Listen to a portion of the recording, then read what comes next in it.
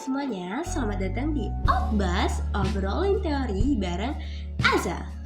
Halo, aku Aza, Agustina Zatipa Akira.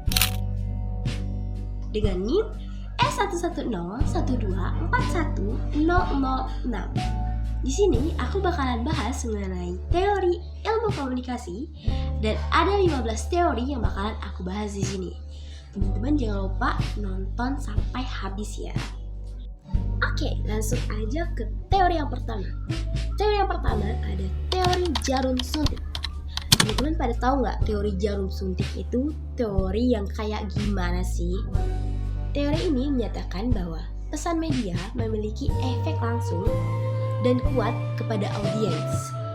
Dan model ini mengasumsikan bahwa khalayak adalah pasif dan mudah terpengaruh oleh pesan dari media massa tersebut. Contohnya itu kayak misalkan ada iklan Rinso yang dapat menghilangkan noda dalam 2 menit. Terus tiba-tiba besoknya mama kalian beli Rinsonya tanpa mikirin hal itu benar apa enggak, langsung jadi beli. Mama kalian tuh terpengaruh lah istilahnya kayak gitu. Dan mama kalian percaya sama iklan itu tanpa mama kalian mikirin hal itu tuh benar apa enggak. Ke teori yang kedua. Teori yang kedua itu adalah teori agenda setting. Teori agenda setting ini adalah teori yang menjelaskan bagaimana media mempengaruhi opini publik. Teori ini juga berpendapat bahwa media dapat menentukan isu yang menjadi perhatian masyarakat. Contohnya itu kayak misalkan ada nih berita tentang politik lagi viral gitu kan. Lagi viral. Terus tiba-tiba ada berita selebgram selingkuh gitu. Tiba-tiba kita teralihkan dong perhatiannya. Jadi kita lebih fokus ke perselingkuhan itu daripada yang harusnya kita fokus kepada masalah politik yang sedang terjadi ini. Tapi malah kita lupa sama masalah politik ini, malah kita fokus sama seleb yang selingkuh itu tadi. Kayak gitu. Itu salah satu contoh teori agenda setting. Kita masuk ke teori yang ketiga. Di sini ada teori negosiasi. Teori negosiasi adalah proses komunikasi yang dilakukan antara dua pihak atau lebih yang bertujuan untuk mencapai sebuah kesepakatan. Dalam proses ini, setiap pihak memiliki sudut pandang dan tujuan yang berbeda-beda. Contohnya itu kayak misalkan saat kita berbelanja, terus kita nawar. Masuk ke teori yang keempat, ada teori ketergantungan. Teori ini menjelaskan bahwa media mempengaruhi kehidupan manusia. Teori ini menyatakan bahwa semakin seseorang bergantung kepada media, maka semakin penting media tersebut bagi kehidupannya. Yaitu kayak ketergantungan pada teknologi baru, kayak misalkan aplikasi pesan, media sosial, layanan pengiriman kayak Gojek, Maxim, dan lain sebagainya. Teori yang kelima, di sini ada teori simbolik. Teori ini menjelaskan bagaimana manusia berinteraksi dan menciptakan makna melalui penggunaan simbol. Nah, contohnya itu kayak simbol lalu lintas. Sekarang kita masuk ke teori yang keenam, ada teori humanisme. Teori humanisme ini hanya teori yang harus kita terapin di kehidupan kita sehari-hari sih. Teori ini adalah teori yang menghargai martabat dan nilai manusia. Teori yang mengedepankan nilai dan kedudukan manusia dalam segala hal. Contohnya itu kayak kita nolong orang lain tanpa kita ngelihat suku dia apa, agama dia apa, atau rasnya apa. Teori yang ketujuh ada teori penerimaan arti. Teori ini menjelaskan bagaimana penerimaan media mengartikan sebuah pesan yang disampaikan. Contohnya itu kayak saat kita mendengarkan teman kita bercerita, tapi tanpa kita mau bercerita juga. Jadi kita hanya menjadi pendengar saja. Oke, sekarang kita masuk ke teori yang ke-8, ada teori pengurangan ketidakpastian. Teori ini menjelaskan bagaimana orang mengurangi ketidakpastian saat berinteraksi dengan orang lain.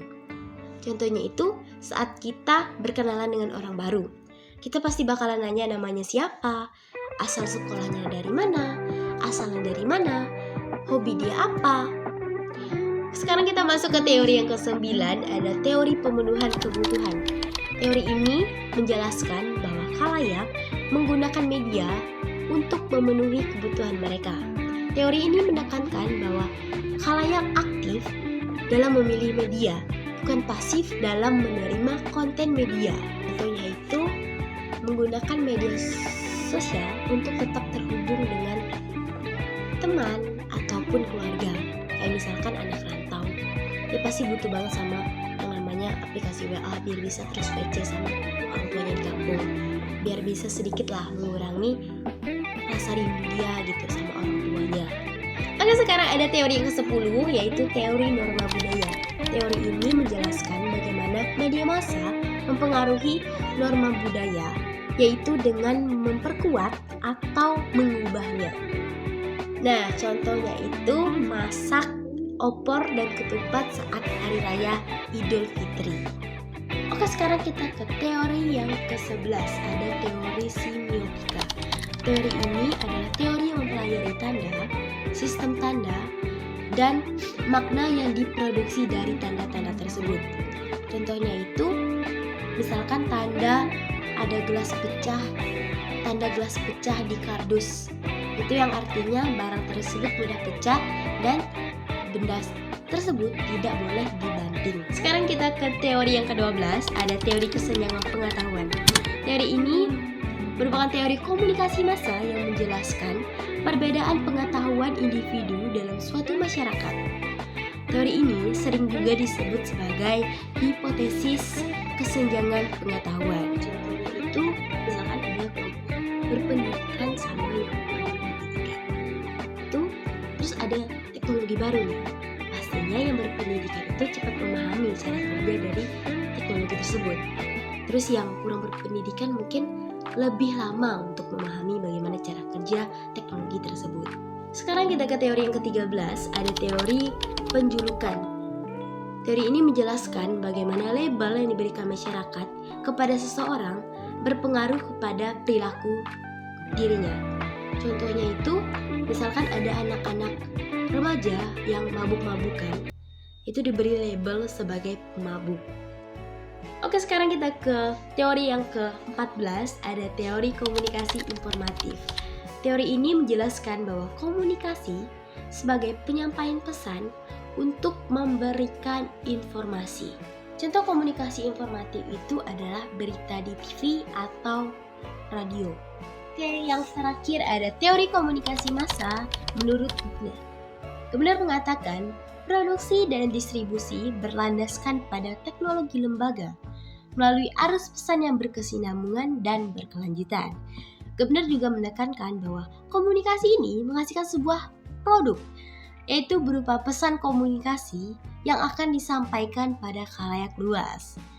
Contoh dari komunikasi ini adalah pesan komunikasi yang disampaikan secara 1 minggu sekali atau 1 bulan sekali.